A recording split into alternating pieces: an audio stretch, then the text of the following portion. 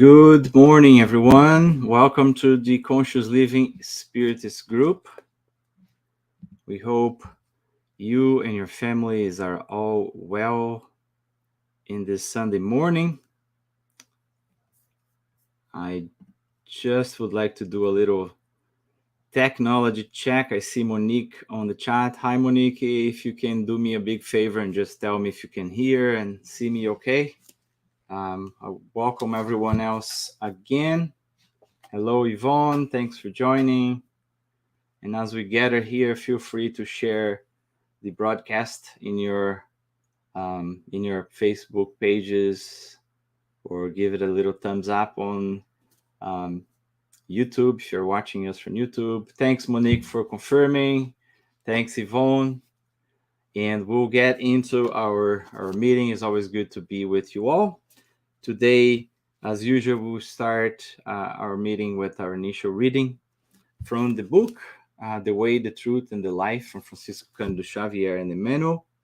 We'll have an initial prayer, and we have a lecture from our dear friend who really lives far from us. He is actually 12 hours ahead of us, and I won't steal the thunder just yet.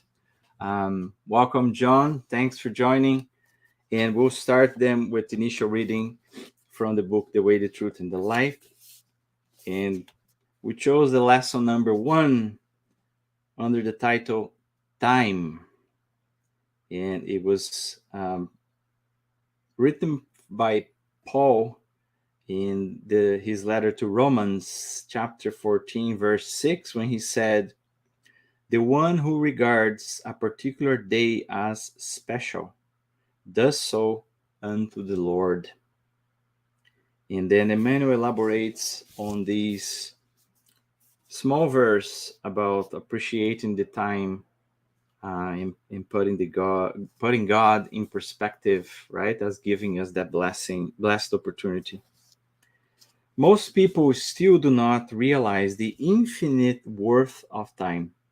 In fact, there are those who misuse this divine gift. They believe that the wealth of blessings they receive are owned to them by God. It would be fair to ask them their reason for such a presumption. Since universal creation is everyone's legacy, it is right for everyone to enjoy life's possibilities. Even so, people do not usually think about the harmonious circumstances that work together for the benefit of their spiritual growth. Of course, every person can depend on time, but what if this time is without light, without balance, without health, without work? Despite how important this question is, it is important to remember that there are very few people who actually make good use of their day, whereas the ranks of those who go about wasting theirs in every possible way are on the increase. The old saying, "just killing time," reflects people's unconscious awareness of this fact. In the most obscure corners of earth, there are people wasting sacred opportunities. Nevertheless, in the execution of the divine laws, one single day of peace, harmony, and enlightenment is highly important for human concourse. Those who want things done immediately clamor, "Time is money." But later they have to restart all their uncompleted undertakings on the ladder of reincarnation. That is why people do and undo, why they build and tear down, and why they take the learning process lightly and recapitulate with difficulty as they acquire experience. In nearly every area of evolution, we see the wasting of opportunities complicating the pathways of life. However, many centuries ago, the Apostle Paul told us that time belongs to the Lord. And with this reflection, my friends, on how we are using your time to our benefits, I would like to invite all of you who join us at this moment, welcome, to join us for an initial prayer. If you will, feel free to close your eyes. If you will, if you're driving, keep your eyes on the road, of course. And with that, we would like collectively to bring our minds and our hearts together and speak to our guardian angels or protector spirits, with our Master Jesus, our, our brother, and express our gratitude also above all to God, our Creator, for this day, for the blessing of time, and for the inspiration that every single one of us received from our guardian angels to dedicate these brief moments to gather together and reflect about our immortal nature, reflect about the value of time in our beloved doctrine of Christianity and Spiritism. Dear Jesus, we thank you for your examples, and we ask you, please, to be with us during these moments, to help our hearts and our minds to be able to focus and absorb not only the teachings, but also the positive energies that come to every single one of us, no matter where we are, from the benefactor spirits. We ask you, please, to also help our family members, our brothers and sisters who may not be able to join our humble gathering this morning or evening or afternoon, whatever we are. And we ask, please, the blessings of inspiration and peace to our brother JC, who prepared with great care and love the lessons, the reflections that we are all going to discuss together in this meeting. And with that, we ask your permission and blessings to begin our humble session for today. Thank you, and so be it. Dear friends, if you joined us right now, welcome once again to the to the Conscious Living Spiritist group. And it's great joy that we introduce you to our friend JC, as he likes to be called, um, June Cazilan from Philippines. And that's what I said, he is 12 hours ahead. So it's a great pleasure to have him with us today to talk about the Promise Consoler, our spiritual gift received from Jesus, from God, from the good spirits to support us in this present existence. So, with that, JC, good evening to you, my friend. Hey, good evening, Carlos. Marcos, thank you very much. Thank you for joining us, and the floor is yours, my friend. Okay, thank you very much. So, first of all, I'd like to greet everyone. Good morning or good evening if you're watching also from the Philippines. Today, I've been given the honor of making a presentation to you, and I've chosen the topic Spiritism as the promised controller. Uh, since most of you, or maybe some of you, may not know me yet, I'm starting with the self-introduction. So my name is actually June Casilian, but I'm being called as Kuya JC. JC, those are my initials, right? But Kuya is actually a Filipino word for older brother, because that's the term that my students here, who are mostly youth, call me. So actually, recently with my white hair, they've been trying to call me uncle, but I keep telling them no, keep the Kuya. So I'm June Casillan again from the Philippines. So I'm actually celebrating my golden jubilee already as a student of Spiritism because I first went into my mother center, a center called La Humildad or Humility, here in the Philippines in 1972 when I was 8 years old. So at 8, I was already put into our Sunday school and started learning about Spiritism. Our center is one of the oldest here in the Philippines. It was established in 1919. And through the years that I've been studying, through the 50 years, I've held various positions or responsibilities in our organization. So I actually became the center president back in 2007, and I served until 2009 when I had to relinquish my position because I was elected to the National Board of Directors of the National Spiritist Organization here in the Philippines, which is called the Unión Espiritista Cristiana de Filipinas Incorporada, which was first established in 1905. So after my term there, I actually started focusing on conducting Spiritism 101 seminars for the youth. So I've been doing that for the past several years. And just in 2019, we set up a nonprofit called the Spiritist Academy and Resource Center, where our objective is to provide whatever resources are needed to start propagating the Spiritist doctrine. So it includes publishing books, conducting seminars, providing speakers, and whatever resources are going to be needed to help in the propagation. Okay.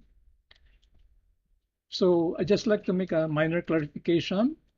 What I'm sharing now is just my own understanding of Spiritism based on my own readings, my own attending of classes, such as the classes I'm attending now with the CLSG classes on Genesis and Missionaries of the Light. And also, of course, based on my own experiences over the past 50 years. So I'll start my presentation with what is called the revelation of God's law. I'm taking it from the perspective of the Judeo-Christian tradition because Christianity actually came from Judaism. So this is where the perspective we're taking comes from. So in our study in the Genesis class, we've already discussed that revelation is actually open to all, not just to us Christians or not just to the Judeo-Christian tradition, but also to others. So it's now just dependent now on the ability of each person to be able to comprehend what he is observing and to provide his own view on what he has observed. And of course, the will of each individual to the need to be open-minded, to take off whatever blinders we have, to be open to new knowledge. So the three stages of revelation, as discussed here in our study of Spiritism. So there are supposed to be three stages already of revelation. The first was the Mosaic Law, as revealed in the Old Testament, personified by Moses. So this actually includes the Mosaic Law, meaning the divine commandments supposed to be given by God to Moses, right? So that's the divine aspect. But there are also the civil aspect, wherein these are the laws put in place by Moses to be able to regulate the relationships between his people. And those are actually really human sourced, because one of those I think was eye for an eye and a tooth for a tooth. So that is really from the primitive interpretation of humans of God's law, right? And now the second revelation actually was the fulfillment by Jesus of God's law. So he said he came here not to break the law, but to fulfill it. So that's why he said he is the Word of God made flesh. So he's actually the best embodiment of God's law, hence the word made flesh. So he showed us how to live, how to suffer, and also how to die. Nonetheless, he knew that during his time, mankind was not yet ready, was not yet at the level to comprehend the natural laws, or the laws of God, as we call it. So there was a need for man to still develop to be able to grasp the more advanced concepts. So that is also the reason why, during his time, he just focused on the moral, meaning he compressed everything, God's laws, into one, which he said was love. Love for God, the Father, and love for our fellow men. But then he also promised before he left that he will send the Spirit of truth. Christian religions define the Spirit of truth as a specific entity, the Holy Spirit. Our Catholic brethren actually include the Holy Spirit in the Holy Trinity, as they call it. But for students of the Spiritist doctrine, we understand that actually what they are referring to as the third revelation is actually the Spiritist doctrine.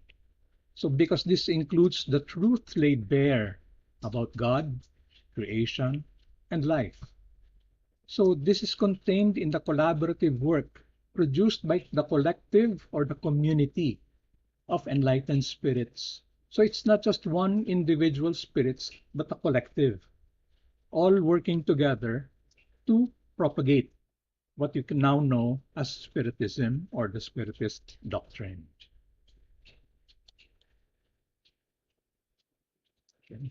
So now, where does the term consoler come from? The Greek word that was originally used actually was paraklete, or meaning advocate. Subsequent translations of this word came to terms like counselor, comforter, intercessor, and strengthener. But for the purpose of my presentation today, I will be using the word consoler. Okay. So now, why do we need consolation? Here in the Philippines, in our studies, we actually refer to this world, to our planet, as the world of tears and sorrow. In our Spiritist parlance, in the Gospel according to Spiritism that we've been studying, this was referred to as the world of atonements, because this is where we need to do our expiation. So we're still in the lower level of worlds, wherein we have to go through all of these expiations. That's why it's called the world of atonement, where because of the what we're going through, we actually shed tears and experience sorrows. And the cause of this are myriad. Okay, so included here are the inhumane behaviors that's happening around the world right now. Wars, wherein countries like Ukraine are invaded by Russia. Genocide, where entire peoples, cultures, and traditions are being erased, that are allegedly been happening in Ukraine, in the Russian-held territories, and to the Uyghurs in China.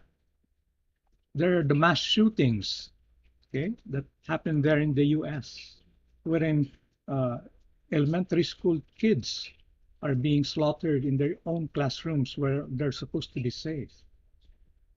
In addition to that, the inhumane behavior by man, we have the forces of nature, destructive natural calamities, such as earthquakes, hurricanes, volcanic eruptions, and even the recent pandemic of COVID-19. In the world, I think there are around 6.5 million people who died because of COVID, and 1 million of those are actually there in the US. And it's not just the lives lost, but also if we factor in the economic and socio-political disruptions, there's already massive mental and emotional toll on people. So there's really now a need for a consoler because of the feelings of fear, uncertainty, and despair or loss of hope that people are feeling. So in these kinds of circumstances, where do we find answers? Not just to these questions that I already discussed, but also actually even to existential questions, questions that actually each one of us have been asking ourselves, I guess, from the very beginning when we started being conscious. Questions like, where do we come from? Okay? And why are we here on Earth? Why do we exist in this planet? And why do we suffer? Why do we need to go through all of these hardships? Just last week, one of my students asked me, okay, yes, I understand there's a law of progress, but why can't we not have been made perfect? Why were we made ignorant? Then we have to go through this process. Questions also like, why do we die? And after we die, where do we go? So these are existential questions that, if left unanswered, actually result in us losing direction, losing meaning in our lives. So we do not, or we are not able to value the experience that we have here on earth if we do not understand the purpose why we are here. So where do we find answers? So to things, to the inequalities, inequities that we experience. Like, for example, why are we born into disparate circumstances? Why am I born here in the Philippines and not there in the States? Why are there people born in South America into countries that are experiencing difficulties that they're forced to migrate to do illegal immigration there in the US, thereby causing problems to your government and to your people? Questions like, for example, why do we have differences in capabilities, in intelligence, in, in our talents? Why are there people who are able to enter Harvard, Yale, while there are people who cannot even finish high school? So there are also questions like, why do we have distinct physical characteristics? Why are people born with different skin colors that automatically cause them to be treated less favorably? Why are there some children born blind, deaf, or maimed, or with some other physical disabilities? So there are a lot of questions in our minds that most cannot answer. So that's why now we turn to religion, or most people turn to religion. Religions formulate, beliefs, dogmas, tenets that try to give answers to those questions. However, most of the religions rely on blind faith. They say things like, okay, have faith in God and you will be saved. Things like, be part of His church and you will be provided for because God provides for His people. And we all know there are obvious inconsistencies with reality with these statements. And this actually leads to disbelief, to disenchantment, and leads people to leave religion. And that is why in one of the books, Kardec actually said that Spiritism is not actually against religion because it provides explanations that lead people back into believing in God, into believing in religion. And how does Spiritism do that? Let's go first now to the source where we all came from, where it all started. And I'm referring now to God or the divinity. In other religions, they also discuss the attributes of the divinity of God. Like, for example, the term is omnipresent. In the Spirit's book, we can compare this to the term or the attribute of eternal. By eternal, we're actually saying that God is everywhere in all possible dimensions, space, time, space time now that they call it, even in the multiverses. God is everywhere. That is what is meant by omnipresent. religions, at least the monotheistic ones, of course, like Judaism, Christianity, and Islam, they say that God is omnipotent. In the Spirit's book, it is said as all powerful. What does that mean? It just means that the whole of creation bends to the will of God. Whatever God wills, it happens. So the next attribute is omniscient. What does this mean? All knowing, or in Spiritism, the supreme intelligence. So there's nothing that God does not know about. And what also falls under this is that His creation is also perfect because He is perfect. And there's one more attribute. It's called omnibenevolence. This corresponds to the attribute contained in the Spirit's book that God is supremely just and good, meaning pure love without limits and ultimate justice. So, what these attributes actually point out is that God is perfect. Spiritism says God is perfect in all qualities to the supreme and infinite degree. Because if there is any attribute that is not supreme or is not infinite, then it's not God. Because by the description itself, we understand that God is perfect. Okay? God is perfection. So now we go to some exercise in logic. Truth or fallacies. Okay? So if you all went through college also, maybe you took a course called logic. Okay, and there are called premises and fallacies and conclusions. So premise one, God is perfect. Premise two, God created the universe. Therefore, the conclusion should be the universe is perfect. Now, is this truth or fallacy? Related to this, I usually go back to the poem Desiderata because there are some clues there. So in 1927, the author of the poem, Max Ehrmann, wrote, "And whether or not it is clear to you, no doubt the universe is unfolding as it should. Unfolding in accordance with the will of God, the Almighty God, the Supreme Intelligence. Undoubtedly, as per Max Ehrmann, right?" And he goes on, "With all its sham, drudgery, and broken dreams, it is still a beautiful world."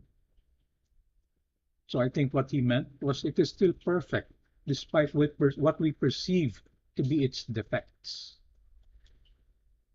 So now let's follow the logic. Okay? So bad things happen to us. Being omnipresent, nothing is hidden from God. So he is aware of what is happening or what will happen because he also knows what's going to happen in the future, right? And being omnipotent, nothing happens against his will. Okay? So therefore, whatever happens, we should accept that it is with his permission. He allows everything to happen if it happens in our world, in our universe. And number four, being omnibenevolent, then it means that everything that happens in the universe, in the world, in our lives, is actually for the good.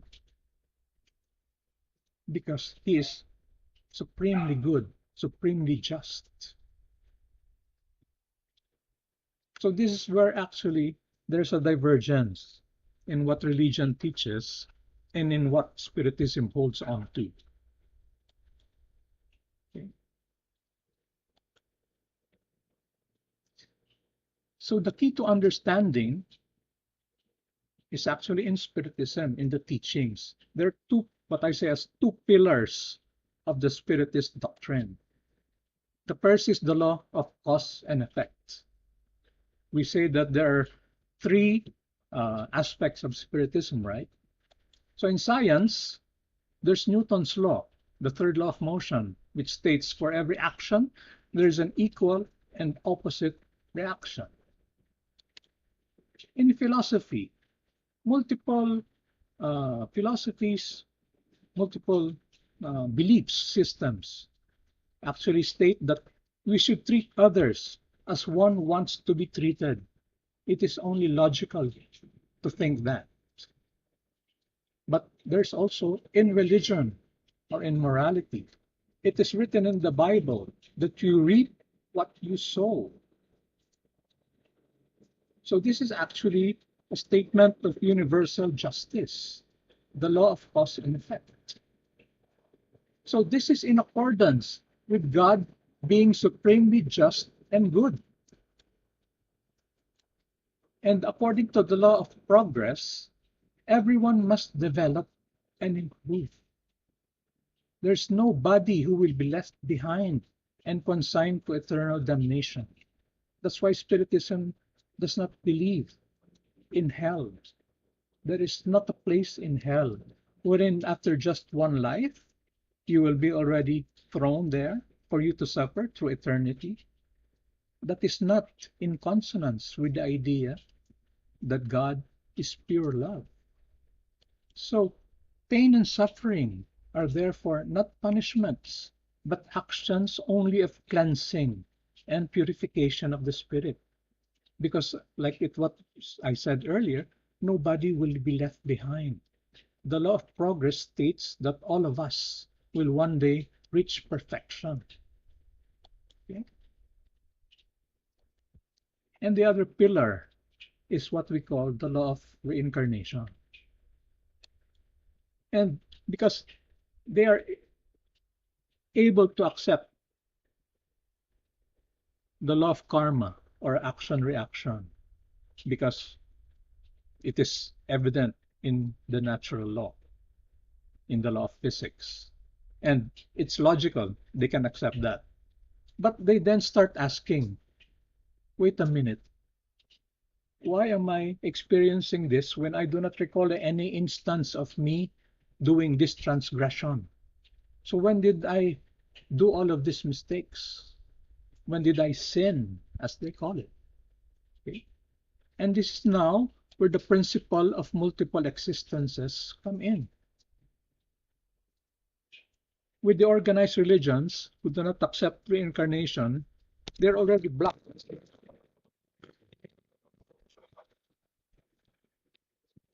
They are stopped by the fact that they do not believe in reincarnation. And this is the advantage that Spiritism has. Because Spiritism teaches that there are multiple existences. There is reincarnation.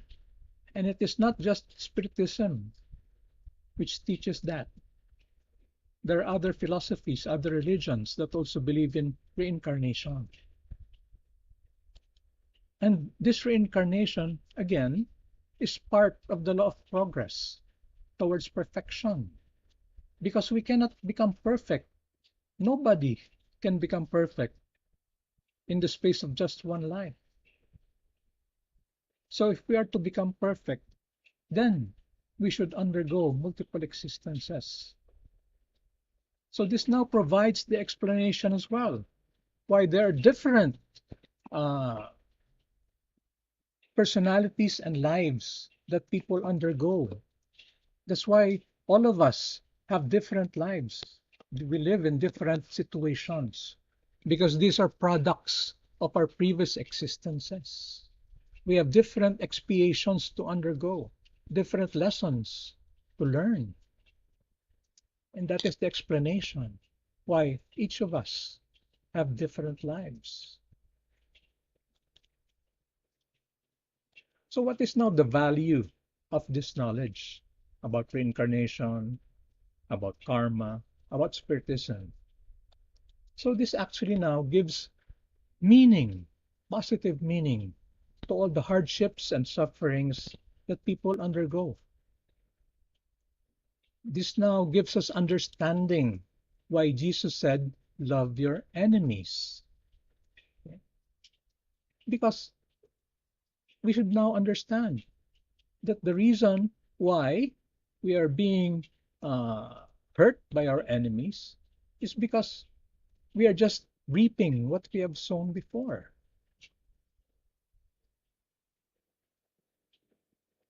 So this now gives us an appreciation for the story of Job. In the Bible, Job underwent all sorts of trials and tribulations, right? So in reality, Job was not actually being tested as the story went. That God allowed the devil to test the faith of Job. He was actually undergoing expiation. He was being purified. And what happened to his family was collective karma, as we call it. Because why would God allow the slaughter of his family just to test his faith? I can now even appreciate Job picking up the worms that fell from his sores and putting them back.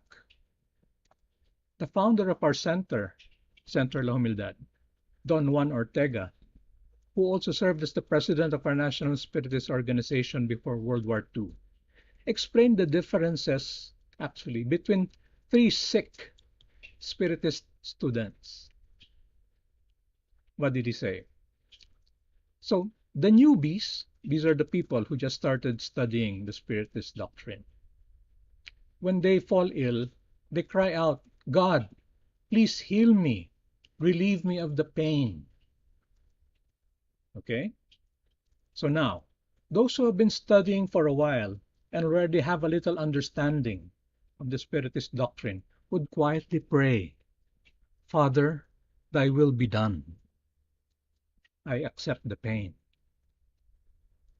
However, for those who have been studying the longest and already have the deeper understanding, would bravely say, Father, give me more, thereby showing his knowledge about sufferings as expiations from sin.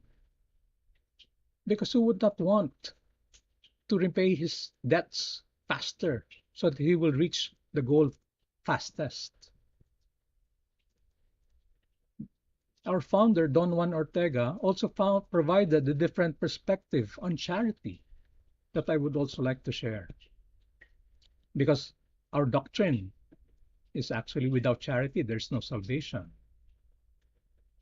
He said, first, there is the ignorant kind of expiation.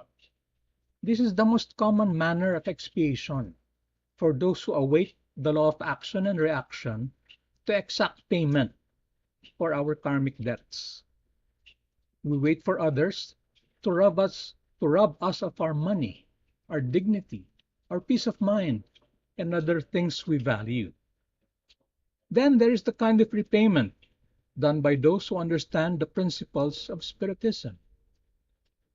These people no longer wait for payment to be exacted, but already proactively perform intelligent expiation. They voluntarily commit intelligent expiation through acts of charity. Let us not wait to be robbed of our hard-earned dollars, but actively search for someone who needs financial support and gladly give them that money. This is expiation with resignation, expiation accepted with an open heart. And that is what we are being asked to do. Accept our fate, accept that we are under the laws of nature, the laws of God. So this is now why I consider Spiritism as a consoler. And to end my sharing for tonight, I will share my own favorite learnings. I always say to my students when I conduct seminars, the student who already has a deep understanding of Spiritism will never again feel anger because he already understands that there are no enemies, only people who do not know what they do, like Jesus said.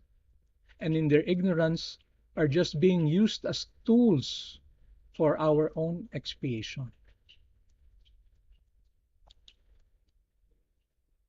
And I also say the student who already has a deep understanding of Spiritism will never again feel sadness.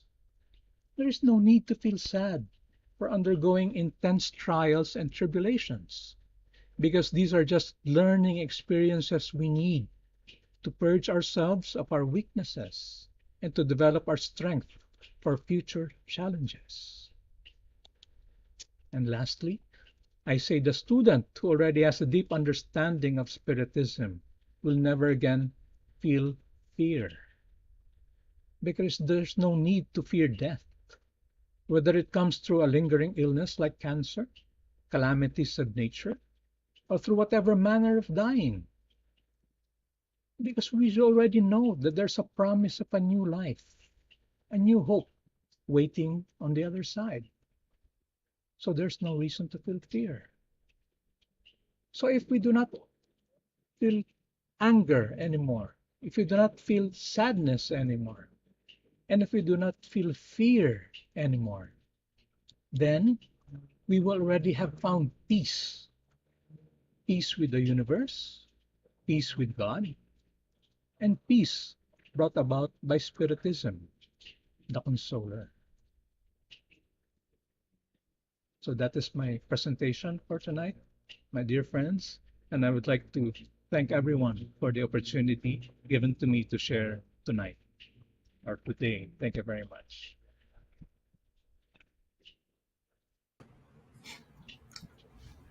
JC, our friend, thank you so much for such a amazing summary and take us through that logical journey to reflect on those key questions, key existential questions, and how much Spiritism can help us to understand, as Allan Kardec said, taking our own conclusions at our own pace, right?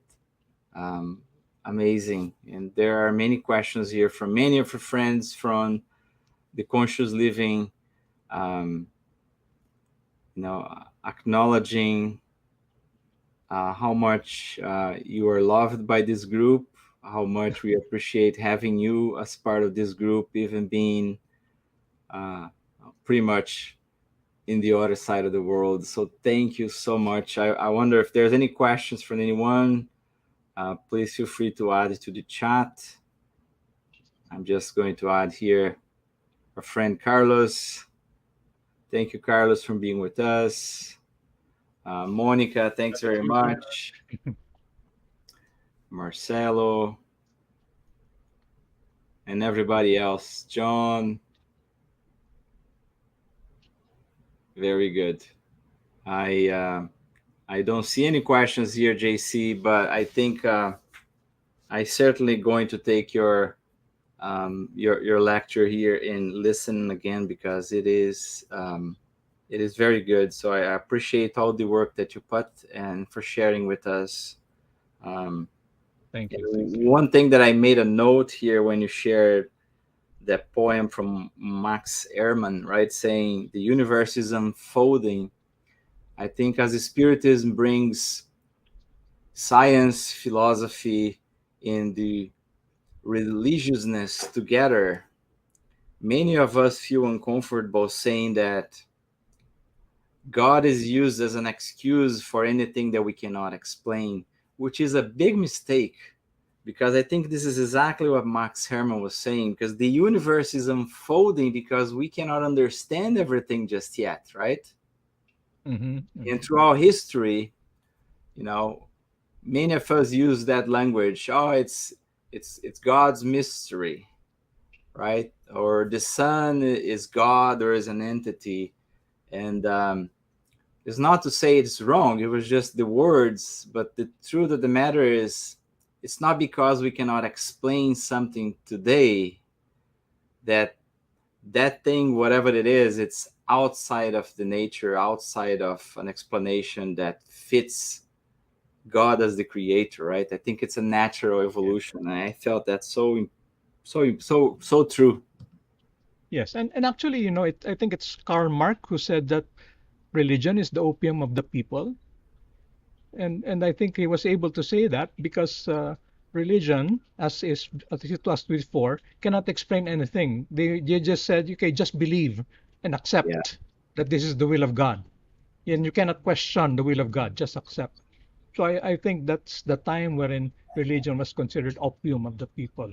But now that we are studying, where all of these revelations are now coming to us, then we are able to give reason or rationality to our own beliefs. And as Kardec said, right, unshakable faith is that which can withstand reason in all epochs of human existence. very So true. it's not just blind faith anymore. It's according to science, it's according to philosophy, and it's according to morality. Very true. Very true. Well, thank you once again, JC. Thank you as And well. I would like to ask you to lead us to the final prayer, please. Okay, my pleasure.